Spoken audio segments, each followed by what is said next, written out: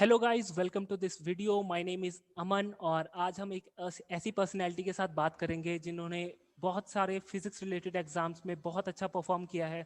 इनकी CSI net JRF में 20 all India rank 27 है, गेट में इनकी रैंक 121 है और जेस में इनकी 142 रैंक है। So I am very please to invite mister Aditya Bhandari. Hello sir, how are you? मैं बहुत बढ़िया हूँ और मैं आपको धन्यवाद कहना चाहूँगा मुझे इनवाइट करने के लिए। आप कैसे हैं अमन? बढ़िया हूँ सर, मैं बहुत अच्छा हूँ sir. And it's our pleasure sir to talk to you. Sir, मेरा आपसे सबसे पहले यही सवाल है कि अभी आप BRC में काम कर रहे हैं, तो BRC के बारे में आप क्या बताना चाहेंगे हमें? तो BARC की सबसे पहले फुल फॉर्म है Bhabha atomic research centre. Okay. और ये DAE के अंडर आता है, डिपार्टमेंट ऑफ एटॉमिक एनर्जी के। ओके। और ये हर साल साइंटिफिक ऑफिसर रिक्रूट करता है, और इसी के थ्रू मैं अपॉइंट हुआ हूँ as a training scientific officer. और मैं जिस ट्रेनिंग स्कूल में अपॉइंट हुआ हूँ वो है IG car Kalpakkam, Indira Gandhi centre for atomic research. Okay. और मेरी अभी 1 साल की ट्रेनिंग चलेगी। उसी के बाद मैं साइंटिफिक ऑफिसर कंप्लीट हो जाएगा, बन जाऊंगा मैं। ओके सर, बहुत बहुत कंग्रेचुलेशंस आपको पहले अपनी इस अचीवमेंट्स के लिए। Thank you. ओके सर, आपका 12th से लेकर BRC तक के सफ़र को आप अपने कैसे डिफाइन करेंगे? आपकी ग्रेजुएशन, पोस्ट ग्रेजुएशन किस तरह से रही? काफ़ी अच्छी रही और काफ़ी प्रिपरेशन वाली रही है। काफ़ी लोगों से मिलना हुआ, काफ़ी प्रोफेसर्स से इंटरेक्शन हुआ, और काफ़ी नई चीज़ें पता चली। और इसी दौरान मेरा संदीप सर से भी मिलना हुआ। So it was quite quite interesting. Sir, आपको ऐसा कब लगा कि आपको फिजिक्स के फील्ड में आना चाहिए? मतलब ये बचपन से आपको क्यूरियोसिटी थी फिजिक्स को लेकर, या आपको इसमें बेटर करियर ऑप्शंस लगे? हाँ, जैसे कि आपने बताया कि बचपन से ही मेरा इंटरेस्ट था। सो कुछ ना कुछ मुझे साइंस से रिलेटेड पढ़ने में अच्छा लगता था, इंटरेस्ट आता था। और जो 9th 10th की जो फिजिक्स होती है उसने मुझे बहुत इन्फ्लुएंस किया। सो हम्म। वहीं से आप कह सकते हैं कि मेरा फिजिक्स की ओर रुझान बढ़ते गया। ओके। और फिर BSc देन MSc में जाके मुझे मेजर पता चला कि क्या क्या चीज़ें हैं जो आप कर सकते हैं। So as a career option भी ये काफ़ी अच्छा है। और लेकिन somebody who is passionate about this job, yes yes. वही जा सकता है इस। ओके सर, आपका फिजिक्स में सबसे फेवरेट सब्जेक्ट कौन सा है सर? फिजिक्स में क्वांटम फिजिक्स, और क्लासिकल मैकेनिक्स, और मैथमेटिकल फिजिक्स। ओके। मतलब सभी मेन सब्जेक्ट्स आ गए इसके अंदर। हाँ हाँ हाँ, कह सकते हैं। सर, आमतौर पर स्टूडेंट्स की सबसे ज़्यादा यही प्रॉब्लम रहती है कि कॉम्पिटिटिव एग्जाम्स की तैयारी करते हुए मतलब बहुत सारी प्रॉब्लम्स, जैसे मतलब सबसे बड़ी प्रॉब्लम तो प्रोक्रेस्टिनेशन की है कि हम अपने सिलेबस को दिन प्रतिदिन टालते रहते हैं। मतलब ये क्वेश्चंस कल कर लेंगे, परसों कर लेंगे। तो इस बारे में आप स्टूडेंट्स को क्या कहना चाहेंगे? बिल्कुल, आलस से मैं भी परेशान था। और मैं तो यही कहूँगा कि आलस से जितनी जल्दी छुटकारा पा सको, पा लो। हम्म। और मैंने अपने केस में क्या किया था कि मैंने अपने आप से एक रेजोल्यूशन ले लिया था कि मुझे like x amount of time देना है स्टडी को रेगुलरली। तो मेरे केस में ये हिट कर गया। और मैं ये कहना चाहूँगा कि इट इज़ वेरी डेंजरस। आपको 6 months to 1 year पीछे कर सकती है। सो ना अवॉइड कर सको, करो। मैंने सुना आपको गेमिंग का भी काफ़ी शौक है। हाँ, गेमिंग का शौक है मुझे। और PUBG तो नहीं खेलता मैं, लेकिन कॉल ऑफ ड्यूटी या पुराने गेम्स जैसे कि counter strike okay okay okay. और GTA हो गया, फीफा, ये सब।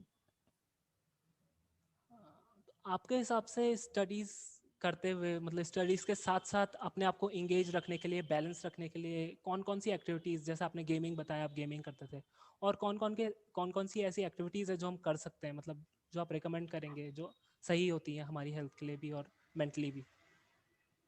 बैलेंस बहुत ज़रूरी है। जैसे कि संदीप सर भी बोलते हैं कि हेल्थ सबसे ज़्यादा इम्पोर्टेंट है। सो तो वहीं से मुझे थोड़ा लगा कि अपना हेल्थ की तरफ भी देखना चाहिए। तो और उसके लिए फूड और एंटरटेनमेंट भी ज़रूरी है। So yes yes. सो ये चीज़ें भी होनी चाहिए लाइफ में अपार्ट फ्रॉम स्टडीज़। सो हाँ, और हमारा भी ये मानना है क्योंकि CSI नेट ऐसा एग्ज़ाम है, मतलब इसमें आपको बहुत ज़्यादा लोड लेने की ज़रूरत नहीं है, मतलब आप आराम से अच्छे से प्रिपरेशन कर सकते हैं। तो बहुत अच्छा लगा आपसे ये सुन के। सर, आप अपनी सक्सेस को लेके कोचिंग को कितना श्रेय देना चाहेंगे? कोचिंग का मेरी सक्सेस में बहुत बड़ा रोल है। ओके। आप ये कह सकते हैं कि जितने भी मेरे पेपर्स निकले हैं, नेट हो, चाहे गेट हो, चाहे जेस्ट हो, बार्क हो, ये सारे ही करियर स्पेक्ट्रा में संदीप सर के अंडर ही मेरे क्लियर हो रहे हैं। ओके। सो संदीप सर का बहुत बड़ा रोल है मेरी लाइफ में, ओके। और मैं भूलूंगा नहीं सर को। उन्हें भी काफ़ी प्राउड बाकी होता है आपको स्टूडेंट्स के रूप में। हाँ, और एक बात मैं और बताना चाहूँगा, सर हर दिन मोटिवेट करते हैं, एवरी डे। और ऐसा नहीं है कि वो मतलब जस्ट बोलते हैं, वो इन्फ्लुएंस भी करते हैं। एक सवाल मेरे दिमाग में था कि आपकी MSc NIT जालंधर से है, एम आई हम्म। करेक्ट? हाँ। ओके।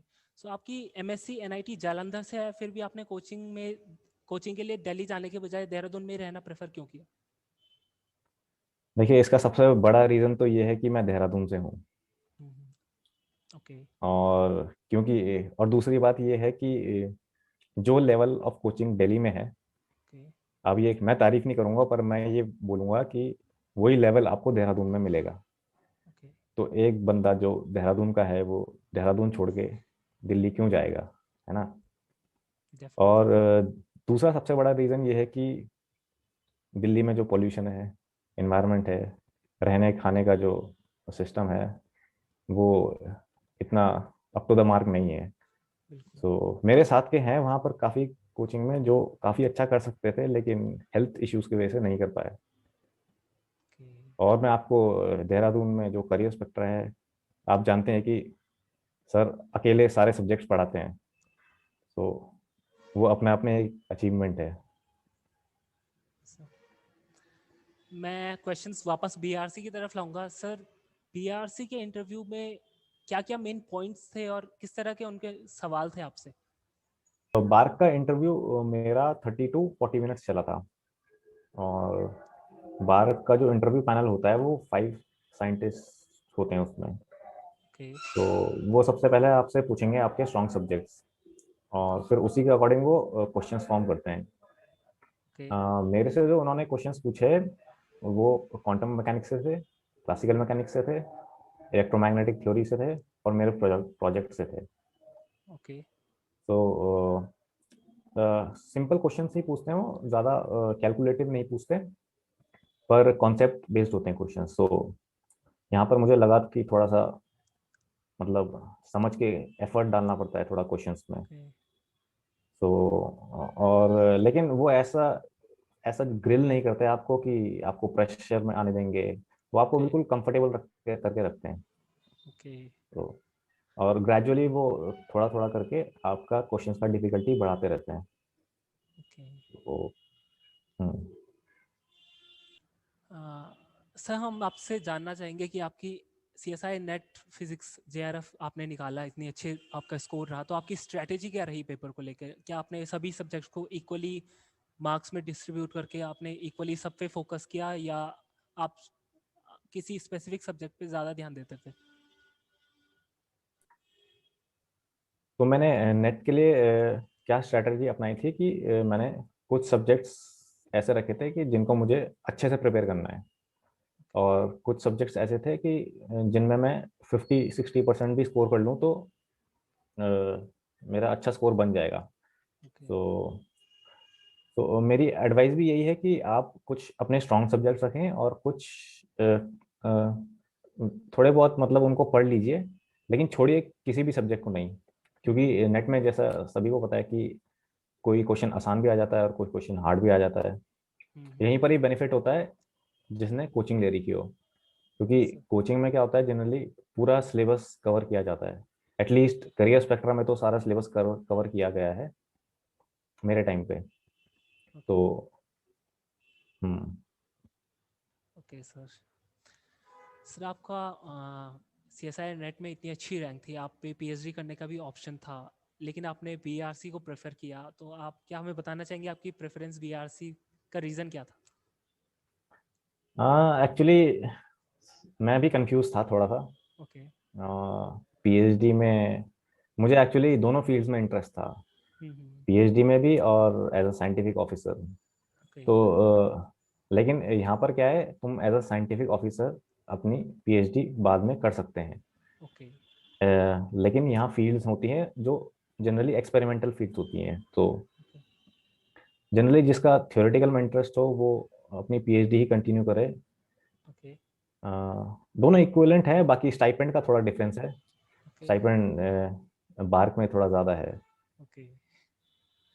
ओके सर, काफ़ी ऑनेस्ट आंसर था। तो सर अब मेरा आपसे ये सवाल है कि सक्सेस मिलने के बाद इंसान में किस तरह के चेंज आते हैं, मतलब आपके पेरेंट्स से लेके सोसाइटी से लेके किस तरह से चेंज आपने महसूस किया अपने अराउंड? अ, अभी सच बोलूं तो अभी तो मुझे इतना कुछ फील नहीं हुआ है। ओके। हाँ, लेकिन ये कह सकते हैं कि प्रिपरेशन से पहले और प्रिपरेशन के बाद में काफ़ी बड़ा ट्रांसफॉर्मेशन है।